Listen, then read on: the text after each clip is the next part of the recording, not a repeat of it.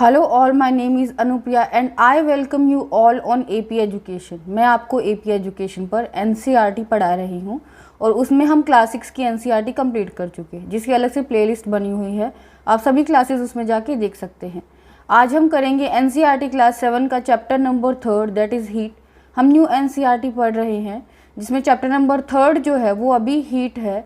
तो हम अपनी क्लास शुरू करें उससे पहले अगर आप चैनल पर नए हैं तो प्लीज़ चैनल को सब्सक्राइब कर लें और हर क्लास के नोटिफिकेशन के लिए बेल आइकन को प्रेस करें। अपने दोस्तों के साथ शेयर भी करें। So let's start today's class. You know that woollen clothes are made from animal fibre. हम सभी जानते हैं कि वुलन क्लोथ्स जो होते हैं वो एनिमल फाइबर के बने होते हैं।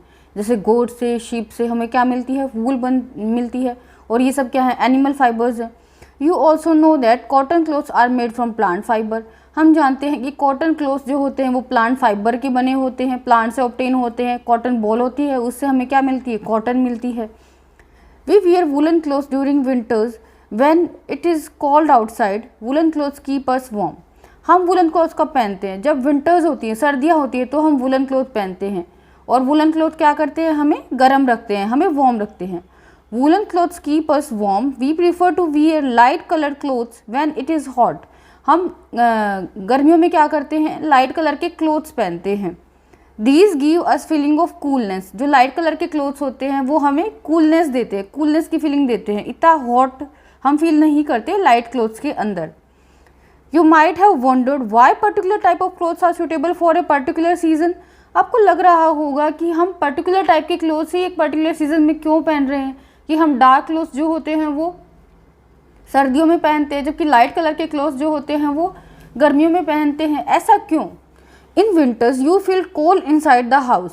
सर्दियों में क्या होता है कि आपको केवल बाहर ही सर्दी नहीं लगती, घर के अंदर भी आपको ठंड लग रही होती है। If you come out in the sun you feel warm. अगर हम बाहर सन में आएंगे तो हमें वार्म फील होता है, हमें थोड़ी गर्माहट महसूस होती है। In summers you feel hot even inside the house. लेकिन गर्मियों में क्या होता है, इसका उल्टा होता है कि आप घर के अंदर होते हैं तब भी आपको गर्मी लगती है समर्स के अंदर। In summer you feel hot even inside the house. How do you know whether N object is hot और कोल्ड। आपको कैसे पता लगेगा कि कोई ऑब्जेक्ट हॉट है या कोल्ड है, इस चीज़ का आप कैसे पता लगा पाएंगे। How do you find hot or cold an object is? in this chapter you shall try to seek answer to some of these questions. इस चैप्टर में हमें इन्हीं क्वेश्चंस के आंसर मिलने वाले हैं कि हम कैसे पता लगा पाएंगे कि कोई ऑब्जेक्ट हॉट है या कोल्ड है। We see that some object are cold while some are hot. हम देखते हैं कि कुछ ऑब्जेक्ट जो होते हैं वो तो कोल्ड होते हैं, ठंडे होते हैं, जबकि कुछ ऑब्जेक्ट हॉट होते हैं। You also know that some object are hotter than other while some are colder than others.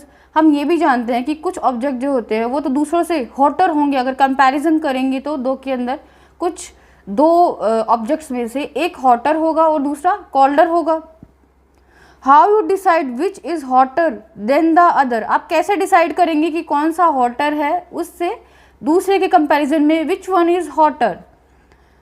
We often do it by touching the object but is our sense of touch reliable. हम touch करके feel करते हैं कि भाई ये object hot है, ये object cold है, तो क्या हमारा जो टचिंग का सेंस है वो रिलायबल है।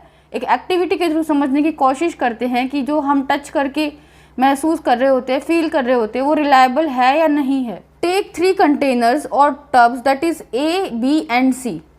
Put some cold water in tub A, hot water in tub B and mix cold and hot water in container C.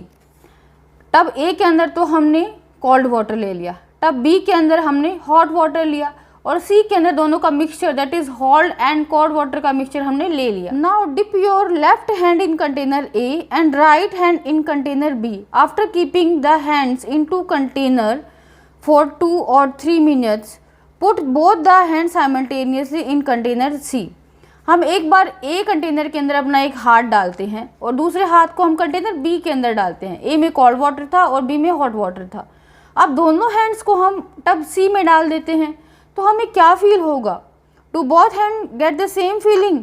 क्या दोनों हैंड्स को बराबर फीलिंग हो रही होती है? Is this correct? No, because हमने फर्स्ट हैंड जो था हमारा वो ए में डाला था, उसमें कोल्ड वाटर था, तो कोल्ड से अब हॉट के अंदर ले जाएंगे तो हमें एक हैंड में तो क्या होगा कि हमें हॉट की फीलिंग हो रही है, लेकिन दूसरे हैंड में क्या हो रहा है, हमें जो हमें ज़्यादा गर्म में डाला था फिर वो कम गर्म में डालेंगे तो हमें कोल्ड की फीलिंग होगी। इस तरह से मतलब सेंस ऐसे करके कि सेंस ऑर्गन्स के थ्रू तो हम पता नहीं लगा पा रहे कि विच वन इज़ हॉट और विच वन इज़ कोल्ड, एकदम एग्जैक्टली हम नहीं बता सकते। तो हमें क्या करना होगा, इसके लिए हमें थर्मोमीटर की रिक्वायरमेंट होगी। Bourdieu's confusion shows that we can't always rely on sense of touch to decide whether an object is hot or cold। क्योंकि बोजू जो है वो कंफ्यूज हो रहा है, तो हम हमेशा नहीं कह सकते, इस पर हम रिलाई नहीं कर सकते कि कोई ऑब्जेक्ट हॉट है या कोल्ड है, सेंस ऑफ ऑर्गन पर रिलाई नहीं कर सकते। समटाइम इट मे डिसीव अस, कभी कभी ये हमें धोखा भी दे सकता है, जैसे कि अभी अभी दिया एक जो हैंड था हमारा कोल्ड वाटर में था, अगर हमने उसको वार्म में डाला तो हमें हॉट फील हो रहा था, बल्कि हॉट से हमने वार्म में डाला तो हमें कोल्ड फील हो रहा था। एक हैंड को हॉट फील हो रहा है, दूसरे को कोल्ड फील हो रहा है, तो सेंस ऑर्गन तो हमें डिसीव भी कर सकते हैं। Then how do we find out hot an object really is, तो हम कैसे पता करेंगे कि कोई ऑब्जेक्ट हॉट है या नहीं है। A reliable measure of hotness of an object is its temperature, हम रिलायबली मेज़र कर सकते हैं कि अगर हम किसी भी चीज़ का टेम्परेचर मेज़र कर सकते हैं तो उस चीज़ पे हम विश्वास करेंगे कि इसका टेम्परेचर इतना है, मीन्स ये हॉट है और ये कोल्ड है। Temperature is measured by a device called thermometer, temperature को हम एक डिवाइस से मेज़र करते हैं जिसको हम थर्मोमीटर बोलते हैं। Measuring temperature, have you seen a thermometer, recall that when you or someone else in your family had fever the temperature was measured by a thermometer. जब हमें घर में किसी को भी फीवर होता है तो हम टेम्परेचर को मेज़र करते हैं, किससे, थर्मोमीटर से मेज़र करते हैं ना हम टेम्परेचर को, वही क्या है हमारा थर्मोमीटर होता है। The thermometer that measure our body temperature is called a clinical thermometer, वो थर्मोमीटर जो हमारे बॉडी टेम्परेचर को मेज़र करता है उसको हम क्लिनिकल थर्मोमीटर बोलते हैं। Hold the thermometer in your hand, आप थर्मोमीटर को अपने हाथ में पकड़ेंगे एंड एग्जामिन इट केयरफुली, और उसको केयरफुली आप देखेंगे कि थर्मोमीटर होता कैसा है। If you don't have a thermometer request a friend to share it with you, अगर आपके पास थर्मोमीटर नहीं है तो आपके दोस्त के पास अगर थर्मोमीटर है तो आप उसे रिक्वेस्ट कर सकते हैं कि please share your thermometer with me, और फिर उसको एग्जामिन कर सकते हैं, अच्छे से आप थर्मोमीटर को देख सकते हैं कि थर्मोमीटर दिखता कैसा है। A clinical thermometer look like one shown in figure 4.2, clinical thermometer ऐसा दिखता है जैसा कि हमें फिगर में दिखाया गया है।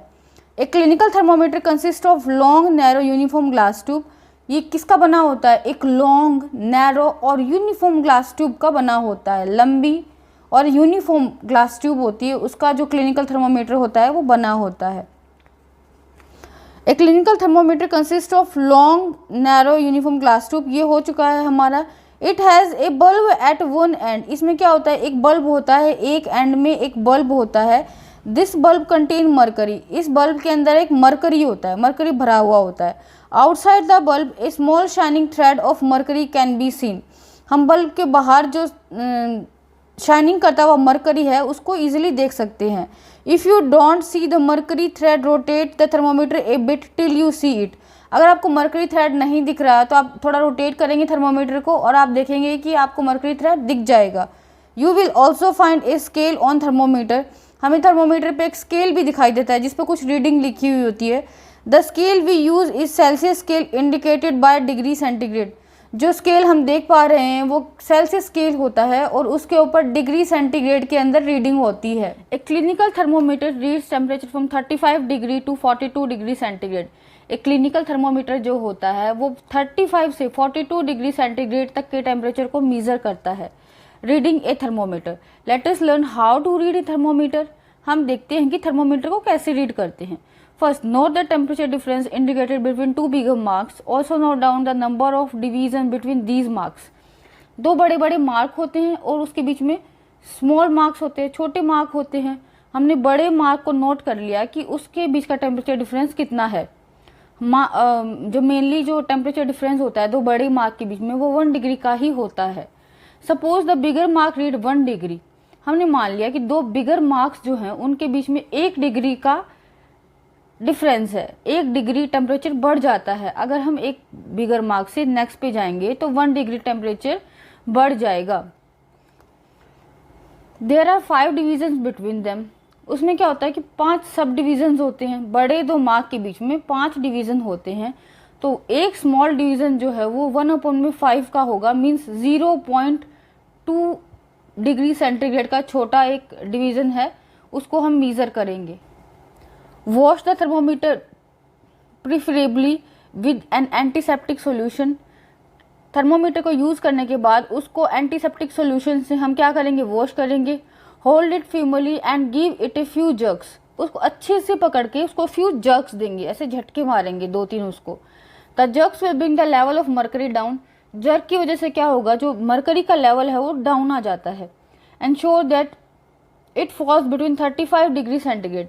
और हम एंश्योर करेंगे कि जो मरकरी का जो टेम्परेचर है, मरकरी जो है वो 35 डिग्री सेंटीग्रेड से नीचे चला जाए जर्क्स मारने पर। Now place the bulb of thermometer under your tongue. अब अपनी टंग के नीचे उस थर्मोमीटर को रखेंगे।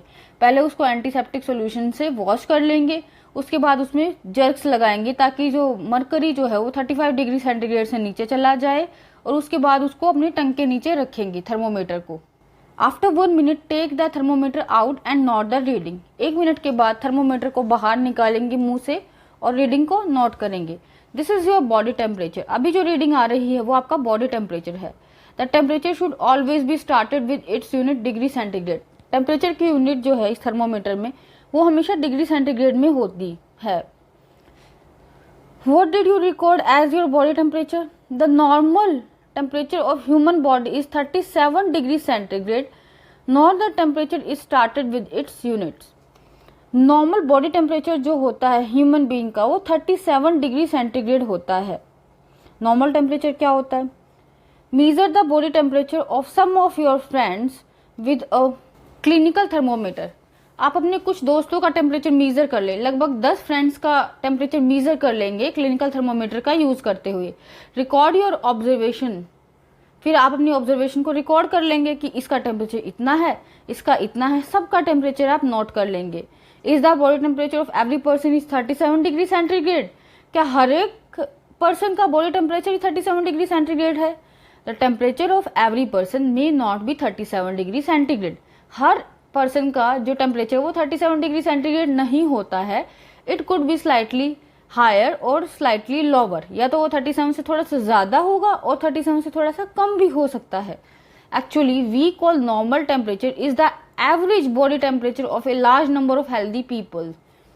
हम 37 डिग्री सेंटीग्रेड ह्यूमन का टेम्परेचर इसलिए बोलते हैं क्योंकि बहुत सारे लोगों का टेम्परेचर मीजर किया हेल्दी पर्सन्स का, उसका जो एवरेज आया वो 37 डिग्री सेंटीग्रेड आ रहा था, इसलिए हम ह्यूमन का जो नॉर्मल बॉडी टेम्परेचर है वो 37 डिग्री सेंटीग्रेड बोलते हैं। सबका टेम्परेचर इतना नहीं हो सकता, ये एक एवरेज टेम्परेचर होता है। The clinical thermometer is design to measure the temperature of human body only. Clinical thermometer से हम केवल ह्यूमन बॉडी का टेम्परेचर ही मेजर कर सकते हैं। The temperature of human body normally does not go below 35 degree और अबाव 42 डिग्री सेंटीग्रेड। जो ह्यूमन बॉडी का टेम्परेचर है वो 35 से नीचे नहीं जाता और 42 से कम नहीं जाता, इसलिए जो ये क्लिनिकल थर्मोमीटर होता है इसका रेंज 35 से 42 डिग्री सेंटीग्रेड तक होता है। This is the reason that thermometer has the range of 35 degree to 42 degree centigrade. इसलिए इस थर्मोमीटर का जो टेम्परेचर है वो 35 डिग्री से 42 डिग्री सेंटीग्रेड के बीच होता है, क्योंकि ह्यूमन का जो टेम्परेचर होता है वो 35 डिग्री सेंटीग्रेड से नीचे नहीं जाता और 42 डिग्री सेंटीग्रेड के ऊपर भी नहीं जाता। Laboratory thermometer. How do we measure the temperature of other object. अब ये तो हमने क्लिनिकल थर्मोमीटर से तो हमने ह्यूमन का टेम्परेचर मेजर कर लिया, दूसरे ऑब्जेक्ट हैं उसका टेम्परेचर हम कैसे मेजर करेंगे? For this purpose there are other thermometers. इसके लिए दूसरे टाइप के थर्मोमीटर्स होते हैं। One such thermometer is known as laboratory thermometer. उनमें से एक जो थर्मोमीटर है उसको हम लेबोरेटरी थर्मोमीटर बोलते हैं। The teacher will show you this thermometer, look at it carefully and note the highest and lowest temperature it can be measured। आप अपनी लेबोरेटरी में टीचर को बोलेंगे कि please show us the laboratory thermometer. Teacher आपको दिखाएगी तो आप उसमें से हाईएस्ट और लोवेस्ट टेम्परेचर को क्या कर लेंगे, देखेंगे कि कितना हाईएस्ट है और कितना लोवेस्ट है। The range of laboratory thermometer is generally from -10 degree to 110 degree centigrade. इसका जो रेंज होता है वो होता है -10 degree to 110 degree centigrade. This is an important question for your exam point of view ये क्वेश्चन आ सकता है कि लेबोरेटरी थर्मोमीटर का जो रेंज है वो कितना होता है, नॉर्मल क्लिनिकल थर्मोमीटर का रेंज कितना होता है, ये MCQ के रूप में पूछा जा सकता है। Also as you did in the case of clinical thermometer, find out how much a small division of this thermometer reads. जैसा कि आपने पता किया था क्लिनिकल थर्मोमीटर में कि जो सबसे छोटा जो मीज़र था वो 0.2 डिग्री का था, इसमें भी आप नोट कर सकते हैं कि जो स्मॉलेस्ट डिवीजन है वो कितना होगा। You would need this information to read the thermometer correctly. इसकी ज़रूरत कब पड़ती है हमें, ताकि हम करेक्टली थर्मोमीटर की रीडिंग को देख सकें और टेम्परेचर को करेक्टली मीज़र कर सकें। Let us now learn how this thermometer is used. अब हम देखेंगे कि इस थर्मोमीटर को यूज़ कैसे किया जाता है। उससे पहले हम एक इम्पॉर्टेंट पॉइंट जो है इसको देख लेते हैं। Do not use a clinical thermometer for measuring the temperature of any other object than the human body. Clinical thermometer को हम ह्यूमन बॉडी के अलावा दूसरी चीज़ों का टेम्परेचर मीज़र करने के लिए यूज़ नहीं कर सकते। Also avoid keeping the thermometer in sun or near a flame, it may break. और ना ही हम इसको सन में रखेंगे और फ्लेम के नज़दीक नहीं रखेंगे, क्योंकि ये टूट सकता है। कौन सा? Clinical thermometer. अब हम लेबोरेटरी थर्मोमीटर को एक्टिविटी के हेल्प से समझेंगे। Activity 3.4, take some tap water in a beaker और ए मग। कुछ टैप वाटर ले लेंगे एक बीकर में या तो एक मग में। Dip the thermometer in water so that the bulb is immersed in water but does not touch the bottom or sides of the container. Thermometer को इस तरह से हम डिप करेंगे पानी में कि वो पानी में उसका बल्ब जो है वो चला जाए पूरा, लेकिन ना ही तो ये थर्मोमीटर साइड में टच होना चाहिए और ना ही बॉटम पे टच होना चाहिए। Hold the thermometer vertically, observe the movement of mercury in thermometer. Vertically इस थर्मोमीटर को आप होल्ड कर लेंगे और देखेंगे कि जो इसका मर्करी है उसको देखेंगे कि आप वो कैसे बढ़ रहा होता है। Wait till the mercury thread become steady. जब तक मर्करी का थ्रेड एकदम रुक नहीं जाता, जब तक आप वेट करेंगे और टेम्परेचर को नोट करते रहेंगे। Note the reading, this is the temperature of water at that time. अब उसकी रीडिंग को मीज़र कर लेंगे। जब मरकरी ने ऊपर बढ़ना छोड़ दिया होगा तो आप उसकी रीडिंग को मीज़र कर लेंगे और यही उस टाइम पे उस वाटर का टेम्परेचर है। Compare the temperature of water recorded by each student in class. अब सारे बच्चे ही एक्सपेरिमेंट कर रहे थे क्लास में, तो सबका ही आप टेम्परेचर नोट करेंगे कि हर बच्चे ने कितना टेम्परेचर नोट किया है इस वाटर का। Are there any variation in the reading? क्या कोई वेरिएशन है रीडिंग के अंदर? हो भी सकता है, बच्चे करेक्टली मेजर ना करें उसको तो कुछ वेरिएशन आ भी सकता है। Now we will learn another activity, activity 3.5, take some hot water in a beaker और ए मग। कुछ हॉट वाटर ले लेंगे एक बीकर के अंदर या तो एक मग के अंदर। Dip the thermometer in water, wait till the mercury thread become steady and note the temperature. वही एक्टिविटी हम फिर से करेंगे कि वाटर के अंदर उसको थर्मोमीटर को डिप करेंगे और जब तक मर्करी का थ्रेड स्टडी एक जगह पे रुक नहीं जाता, जब तक हम टेम्परेचर को नोट नहीं करेंगे। जब मर्करी रुक जाएगा तब हम टेम्परेचर को नोट करेंगे। Now take out the thermometer from water. अब उसको बाहर निकाल लेंगे पानी से। Observe carefully what happen now.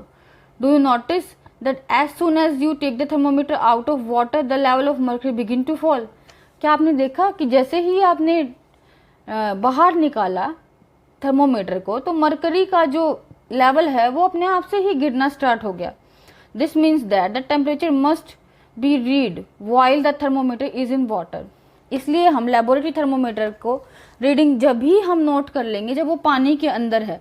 उसकी रीडिंग पानी से बाहर निकालने के बाद रीड नहीं करेंगे, क्योंकि जैसे ही हमने वाटर के बाहर निकाला तो मर्करी का जो लेवल है वो गिरना स्टार्ट हो गया। तो हम उसकी रीडिंग जो है वो उसको वाटर के अंदर जब थर्मोमीटर रहेगा उसी टाइम उसकी रीडिंग को नोट कर लेंगे। अगर बाहर निकाल के किया तो फिर हम रीडिंग अच्छे से नोट नहीं कर पाएंगे और उसमें कुछ एरर आ जाएगा। इसलिए हमें वाटर के अंदर ही रीडिंग को नोट कर लेना है। You may recall that while taking your own temperature, you have to take the thermometer out of mouth to note the reading. हमने देखा था कि जब हमने खुद का बॉडी टेम्परेचर मीज़र किया था तो हमने थर्मोमीटर को बाहर लिया था और उसके बाद बॉडी टेम्परेचर को मीज़र किया था। Can you then use the laboratory thermometer to use your body temperature? तो क्या आप लेबोरेटरी थर्मोमीटर का यूज़ कर सकते हैं आपका बॉडी टेम्परेचर मीज़र करने के लिए? Obviously it is not convenient to use laboratory thermometer for this purpose. नहीं, हम ऐसा नहीं कर सकते, क्योंकि जैसे ही हम माउथ से बाहर निकालेंगे उसका जो मर्करी है वो तो डाउन हो जाएगा। Why does the mercury not fall or rise in a clinical thermometer when taken out of the mouth? जब हम क्लिनिकल थर्मोमीटर में मरकरी को देखते हैं तो वो ना तो फॉल होता है ना राइज होता है जब हम उसको मुंह से बाहर निकालते हैं। Observe a clinical thermometer again, do you see a kink near the bulb? Clinical thermometer को दोबारा से देखेंगे तो उसमें एक किंक होता है बल्ब के पास में, मरकरी बल्ब के पास में किंक होता है। What is the use of kink? It prevent the mercury level falling on its own. ये किंक जो होता है ये मरकरी के लेवल को रोकता है कि मरकरी का जो लेवल है वो अपने आप ही फॉल डाउन ना करे। There is a lot of concern over the use of mercury in thermometers. भाई क्योंकि मरकरी क्या है, मरकरी पॉइजनस होता है, इसलिए बहुत ही एक चिंता का विषय है कि हम मरकरी को यूज कर रहे होते हैं थर्मोमीटर्स में। Mercury is a toxic substance and it is difficult to dispose of if thermometer breaks. अगर कोई थर्मोमीटर ब्रेक हो जाता है तो मरकरी को डिस्पोज करना बहुत मुश्किल हो जाता है। These days digital thermometers are available which do not use mercury. इन दिनों में क्या है कि डिजिटल थर्मोमीटर मार्केट में अवेलेबल हैं जो कि मरकरी का यूज नहीं करते टेम्परेचर को मीजर करने के लिए। डिजिटली हम टेम्परेचर को मीजर कर सकते हैं। Now the next one is transfer of heat. You might have observe that A frying pan become hot when keep it on flame. जब हम एक फ्राई पैन को कुछ बनाने के लिए फ्लेम पे रखते हैं तो वो गर्म हो जाता है। It is because the heat passes from the flame to utensils, क्योंकि हीट जो है वो फ्लेम से बर्तन के अंदर आ गई। When the pan is remove from the fire it slowly cools down. जब हम पैन को रिमूव करेंगे फायर से तो वो धीरे धीरे ठंडा भी होने लगता है। Why does it cool down? ये ठंडा क्यों हुआ? The heat is transfer from the pan to surroundings, so you can understand that in both cases the heat flows from a hotter object to a colder object। हमने देखा कि जब बर्तन जो है फ्लेम के ऊपर रखा था जब तो वो गर्म हो रहा था क्योंकि हीट जो है वो ज़्यादा गर्म से कम गर्म की तरफ आ रही थी, लेकिन जब हमने हीट को रिमूव कर दिया, फ्लेम को बंद कर दिया, तो बर्तन जो है वो धीरे धीरे ठंडा होने लग रहा है क्योंकि बर्तन गर्म है और सराउंडिंग्स कैसी है, ठंडी है। तो हॉटर से कोल्डर ऑब्जेक्ट की तरफ जो है टेम्परेचर का स्थानांतरण होता है, टेम्परेचर हॉटर से कोल्डर की तरफ जाएगा। In fact in all cases heat flows from a hotter object to a colder object. Heat जो है वो क्या करती है, हॉटर ऑब्जेक्ट से कोल्डर ऑब्जेक्ट की तरफ ही मूव करती है। इसके लिए हम एक एक्टिविटी को भी समझ सकते हैं। एक्टिविटी 3.6, टेक ए रोड और flat strip of a metal से एल्यूमिनियम आयरन। हमने एक रोड ले ली एल्यूमिनियम की या मेटल की। Fix a few small wax piece on the rod, कुछ हमने उसके ऊपर मोमबत्ती जो वैक्स होती है मोम के पीस लगा दिए। These pieces should be at nearly equal distance. Equal distance पे हमने क्या किए, उस रोड के ऊपर पीसेस लगा दिए मोम के। ये जो पिक्चर है आप इसे नेक्स्ट स्लाइड में देखेंगे कि किस तरह से हमने एल्यूमिनियम के ऊपर जो है वैक्स को लगा दिया है और फिर हम इस एक्सपेरिमेंट को कर सकते हैं। These pieces should be at nearly equal distance. Now if you do not find a stand you can put one end of rod in between the bricks. हमने 2 ब्रिक ली, उसके बीच में उस रोड को लगा दिया। Now heat the other and of road and observe. अब दूसरा and जो है रोड का उसको हीट करेंगे और ऑब्जर्व करेंगे। What happen to the wax pieces? जो वैक्स के पीस थे उनके साथ क्या हुआ? Do these pieces begin to fall? Which piece fall first? Do you think that heat is transferred from the end nearest to the flame to the other end? जब हमने road के एक सिरे को गर्म करना शुरू किया तो हमने देखा कि जो सबसे पहला वाला जो वैक्स था वो नीचे गिरता है, क्योंकि जो हीट होती है वो एक एंड से दूसरे एंड की तरफ ट्रांसफर होगी। तो पहले इधर वाला पार्ट जो है रोड का वो गर्म हो जाएगा, फिर धीरे धीरे वो आगे की तरफ गर्म होता जा रहा है। The process by which heat is transfer from the hotter end to the colder end of an object is known as conduction. इस तरह से सॉलिड के अंदर जो प्रोसेस होती है जिसमें हीट जो होती है वो हॉटर एंड से कोल्डर एंड की तरफ जाती है, इसी को हम कंडक्शन बोलते हैं। तो सॉलिड्स के अंदर कंडक्शन होता है। जैसे कि हम डायग्राम में देख सकते हैं, एक एल्यूमिनियम और मेटल का कुछ भी रोड है, उस पर हमने वैक्स लगाया था, उसके एक एंड को गर्म करेंगे तो जो सबसे पास वाला एंड जिसको हम गर्म कर रहे हैं उसके पास में जो वैक्स लगाया है वो पहले गिरेगा और बाद वाला बाद में गिरेगा। इस तरह से सॉलिड्स में क्या होता है कि in solids generally the heat is transferred by the process of conduction. Solids के अंदर हीट का ट्रांसफ़र जो होता है वो कंडक्शन के प्रोसेस से होता है।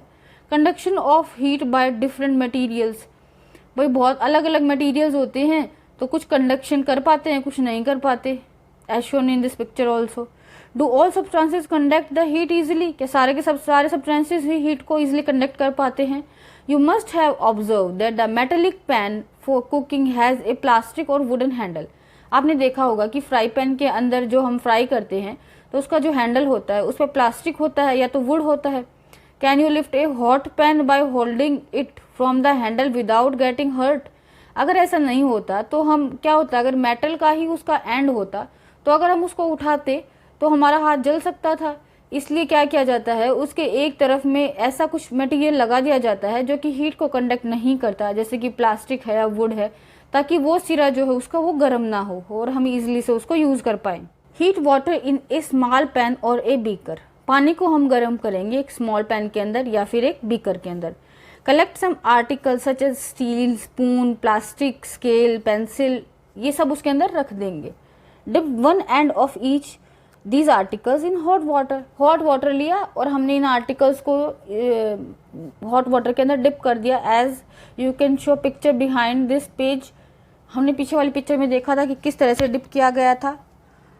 Wait for a few minutes, कुछ मिनट के लिए वेट करेंगे। Touch the other end, enter your observation in table 4.3। अब हम एक एंड को टच करेंगे और फिर देखेंगे कि किस में हीट कंडक्ट हुई है और किस में नहीं हुई। The material which allow heat to pass through them easily are conductors of heat, वो मटीरियल जो कि अंदर से अपने अंदर से हीट को इजिली पास होने दे रहे हैं वो क्या है, कंडक्टर हैं हीट के। For example aluminium, iron, copper, these all are conductors of heat. The material which do not allow heat to pass through them easily are poor conductor of heat such as plastic and wood। ऐसे materials जो कि अपने अंदर से heat को पास नहीं होने दे रहे वो क्या है, वो बैड कंडक्टर्स या फिर इंसुलेटर्स होते हैं। पुअर कंडक्टर्स जो होते हैं उनको हम इंसुलेटर्स बोलते हैं, इंसुलेटर्स बोल देंगे उनको। जैसे कंडक्टर के एग्जाम्पल क्या थे, आयरन, एल्यूमिनियम, कॉपर थे। ऐसे ही इंसुलेटर के एग्जाम्पल क्या है, प्लास्टिक और वुड। अभी हमने देखा था कि पैन जो है वो गर्म हो रहा था लेकिन उसका हैंडल गर्म नहीं हो रहा था, क्योंकि प्लास्टिक और वुड जो है वो पुअर कंडक्टर्स ऑफ हीट है या फिर इंसुलेटर्स हैं। The water and air are poor conductors of heat. Water और एयर भी पुअर कंडक्टर होते हैं, किसके, हीट के। ये वाला पॉइंट हम याद रखेंगे कि water and air are poor conductor of heat. Then how does the heat transfer take place in these substances, let us find out. अब इसके जो आगे का पोर्शन है वो हम नेक्स्ट क्लास में पढ़ेंगे कि तो फिर उनके अंदर से कंडक्शन कैसे हो पाता है। अगर वाटर और air poor conductor of heat है तो उसके अंदर से कंडक्शन कैसे हो पाता है हीट का। Take a round bottom flask, fill it 2/3 with water. एक राउंड बॉटम फ्लास्क ले लेंगे और उसका 2/3 हिस्सा जो है वो पानी से भर देंगे। Place it on a tripod or make some arrangement to place the flask in such a way that you can heat it by placing a candle below it. उस फ्लास्क के नीचे कैंडल रख देंगे और उसको गर्म करेंगे और इस तरह से हम अरेंजमेंट को रख लेंगे कि कैंडल को नीचे इजीली से रख सके ट्राइपॉड स्टैंड के और पानी जो है वो इजीली से हीट होता रहे। Wait till water in the flask is still, जब तक पानी एकदम स्थिर नहीं हो जाता हम वेट करेंगे। उसके बाद क्या करेंगे, place a crystal of potassium permanganate at the bottom of flask gently using a straw. एक पोटेशियम पर मैग्नेट का एक छोटा सा टुकड़ा, एक क्रिस्टल, वो हम धीरे से स्ट्रॉ से बॉटम के ऊपर रख देंगे। फ्लास्क के अंदर जो पानी है उसके अंदर बॉटम के अंदर हम उसको रख देंगे। Now heat the water by placing the candle just below the crystal. अब क्या करेंगे, पानी को फिर से हीट करेंगे, जस्ट जहाँ पे क्रिस्टल रखा है वहाँ से पानी को हीट करेंगे। When water heated the water near the flame get hot. जब पानी गर्म होगा तो फ्लेम के पास जो पानी है वो गर्म हो जाएगा। Hot water rise up and the cold water from the side move toward the source of water. Hot water जो है वो ऊपर की ओर उठेगा और जो ठंडा पानी है वो साइडों से नीचे की तरफ आता जाएगा। This water gets hot and rise and water from the side moves down. पानी गर्म होता रहेगा, ऊपर की ओर उठेगा और साइड से ठंडा पानी आता जाएगा। This process continues till the whole water get heated. ये प्रोसेस जो है वो कंटिन्यू चलती रहेगी जब तक पूरा पानी गर्म नहीं हो जाता। This mode of heat transfer is known as convection. इस तरह का जो हीट ऑफ मोड है, इस तरह का जो हीटिंग प्रोसेस होता है उसको हम कन्वेक्शन बोलते हैं। Light a candle, keep one hand above the flame and one hand on the side of flame. एक मोमबत्ती को जलाएंगे, एक हाथ उसके ऊपर रख लेंगे और एक हाथ साइड में रखेंगे। Do your hands feel equally hot? क्या आपके हाथों को बराबर ही इक्वली हॉट लग रहा है? If not, which hand feel hotter and why? अगर नहीं तो कौन सा हाथ जो है वो ज़्यादा गर्म फील करेगा और क्यों? हमें पता है ऊपर वाला हाथ जो है वो ज़्यादा गर्म फील करेगा, क्योंकि पानी भी गर्म होके ऊपर उठता है और हवा भी गर्म होके ऊपर उठती है। हवा के अंदर भी ट्रांसफ़र ऑफ हीट जो होता है वो by the process of convection होता है। Notice that towards the top the air gate heated bye convection. Top के ऊपर क्या होगा, जो एयर जो है वो कन्वेक्शन की वजह से गर्म हो जाएगी। Therefore the hand above the flame feel hot, इसलिए जो हाथ जो ऊपर रखा हुआ है वो हॉट फील करेगा। On the sides however there is no convection and air does not feel as hot as the top. Sides में क्या है, कोई कन्वेक्शन नहीं है और हवा इतनी गर्म नहीं है जितने की ऊपर है। The people living in coastal areas experience an interesting phenomena during the day. The land gate heated faster than water. Coastal areas में क्या होता है कि जो लैंड होती है वो जल्दी गर्म हो जाती है पानी से। The air over the land become hotter and rise up. जो एयर जो होती है वो क्या होती है, गर्म होकर ऊपर उठती है। हमें पता है गर्म हो जाएगी कोस्टल एरियाज के अंदर हवा दिन के अंदर और वो ऊपर उठेगी। The cooler air from the sea rushes towards the land to take its place. अब ठंडी हवा जो है वो क्या करेगी, सी की तरफ से लैंड की तरफ चलेगी। The warm air from land move towards the sea to complete the cycle. Warm air जो है, वार्म एयर वो क्या करेगी कि लैंड से समुद्र की तरफ जाएगी और समुद्र से ठंडी हवा जो है वो सी से कहाँ आएगी, लैंड की तरफ आएगी। The air from the sea is called sea breeze. इस तरह की एयर जो कि सी से आ रही है दिन के अंदर उसको हम सी ब्रिज बोलते हैं। To receive the cooler sea breeze, the windows of houses in coastal areas are made to face the sea. At night, it is exactly reverse. और रात में क्या होता है, इसका अपोजिट होता है, जस्ट इसका उल्टा होता है। The water cool down more slowly than the land. Water जो होगा वो धीरे धीरे ठंडा होगा और लैंड जो है वो जल्दी ठंडी हो जाएगी। So the cool air from land move toward the sea. ठंडी हवा, क्योंकि वाटर धीरे धीरे गर्म होगा तो उसके हवा जो है वो ऊपर गर्म हो जाएगी। ठंडी हवा जो लैंड से है वो सी की तरफ ब्लो करेगी और इसको हम क्या बोलेंगे, लैंड ब्रिज बोलेंगे। सी ब्रिज जो है, समुद्र से लैंड की तरफ हवा आएगी कब, दिन में, बल्कि लैंड से समुद्र की तरफ हवा जाएगी कब, रात में। दिन में सी ब्रिज चलती है और रात में लैंड ब्रिज चलती है।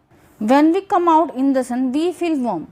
जब हम बाहर आते हैं सन के अंदर तो हमें गर्म महसूस होता है। How does the heat from the sun reaches us? तो सन से हम तक हीट कैसे आती है?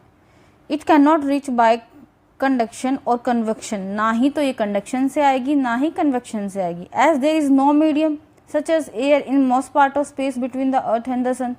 क्योंकि वहाँ पे तो एयर ही नहीं है। भाई सन से अर्थ के बीच में हर जगह पे मीडियम थोड़ी है, मीडियम तो एब्सेंट है, तो कन्वेक्शन से तो आएगी नहीं।